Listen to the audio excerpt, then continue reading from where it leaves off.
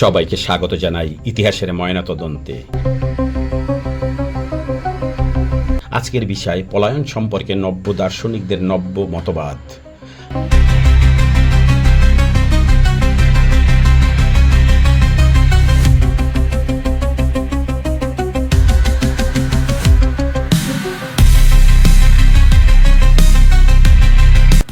আলোচনা শুরু করা যাক।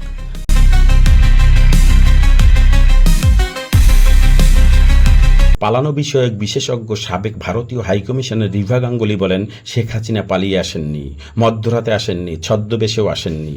নিরাপত্তা স্বার্থে ওনার দেশের আর্মড ফোর্সেস তাকে ভারতে পৌঁছে দিয়েছে।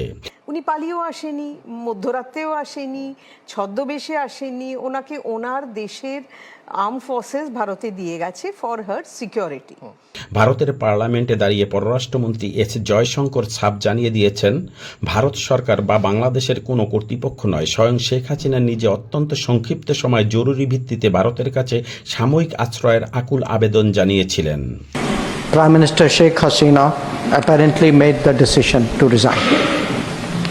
At very short notice, she requested approval to come for the moment to India. We simultaneously received a request for flight clearance from Bangladesh authorities. She arrived yesterday evening in Delhi.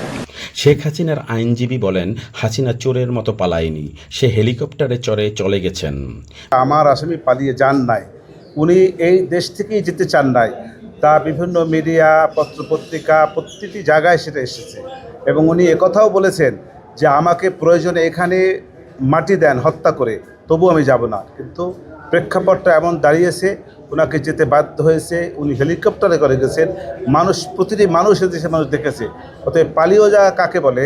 যে পালিয়ে যাওয়া বলে চোরের মতো লুকাইয়ে লুকাইয়ে যাওয়াটাকে পালিয়ে বলে। অতএব এই পালিয়ে যাওয়া বিষয়টাই আমি ডিফেন্ড করেছি।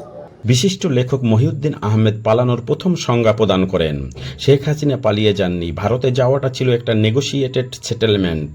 শেখ হাসিনার ঢাকা থেকে ভারতে যাওয়াটা হচ্ছে ছিল একটা নেগোশিয়েটেড সেটেলমেন্ট। হ্যাঁ, কারণ উনি তো পালায়া যান নাই, যেভাবে ওবায়দুল কাদের গেছে, তাই না? উনি বিমানে চড়ে গেছে, তো বিমানে চড়ে তো পালানো যায় না। বিমান তো চালিয়ে গেছে, আমাদের পাইলটরা চালিয়ে নিয়ে গেছে। সিনিয়র সাংবাদিক ও কলামিস্ট আনিস আলমগীর বলেন, শেখ হাসিনা পালিয়ে যাননি, রাষ্ট্রীয় বাহিনী সসম্মানে তাকে তুলে দিয়ে এসেছে।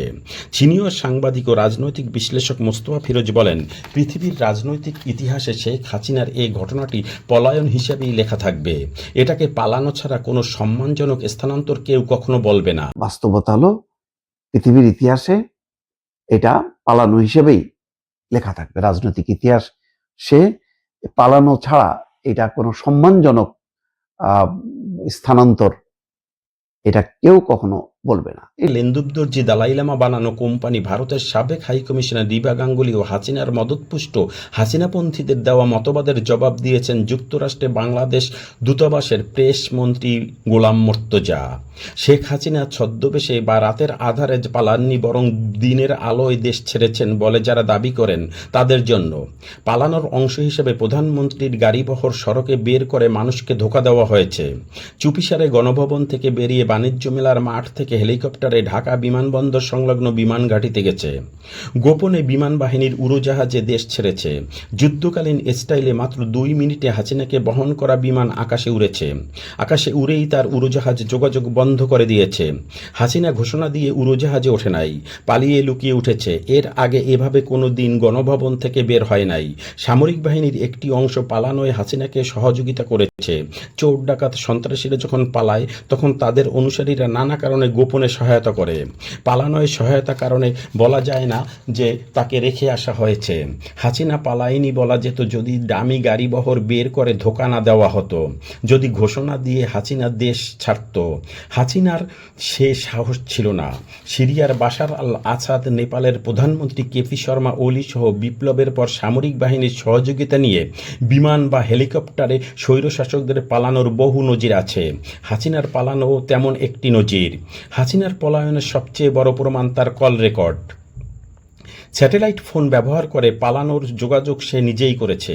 বাংলাদেশের প্রথম প্রধানমন্ত্রী বঙ্গতাজের সুযোগ্য সন্তান শেখ হাসিনার সাবেক স্বরাষ্ট্র প্রতিমন্ত্রী সোহেল তাজ হাসিনার পলায়ন প্রসঙ্গে বলেন, ইতিহাস বলে সাবেক প্রধানমন্ত্রী শেখ হাসিনার মতো স্বৈরাচারের আবার ফিরে আসা এবং ক্ষমতা ফিরে পাওয়া প্রায় অসম্ভব। শেখ হাসিনাকে বাংলাদেশের জনগণ একটি গণ অভ্যুত্থানের মাধ্যমে উৎখাত করে। হাসিনা বাধ্য হন পালিয়ে যেতে। ভুলে গেলে চলবে না যে তার সরাসরি নির্দেশে শিশুসহ শত শত মানুষ হত্যা করা হয়েছে। 600 মানুষ অন্ধ, হাজার হাজার নিরীহ মানুষ পঙ্গু। তিনি ফিরে আসতে পারবেন ঠিকই, ক্ষমতায় যাবেন না, যাবেন কারাগারে।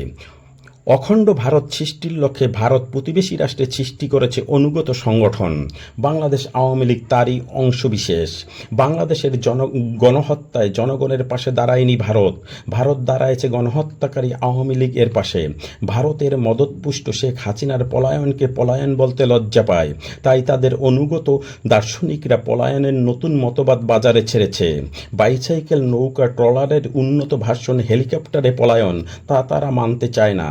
ছিদেল চোরদের পালানোর সাথে তুলনা করে হাসিনাকে করেছে অসম্মান। এতক্ষণ ধরে আমার কথা শোনার জন্য সবাইকে ধন্যবাদ।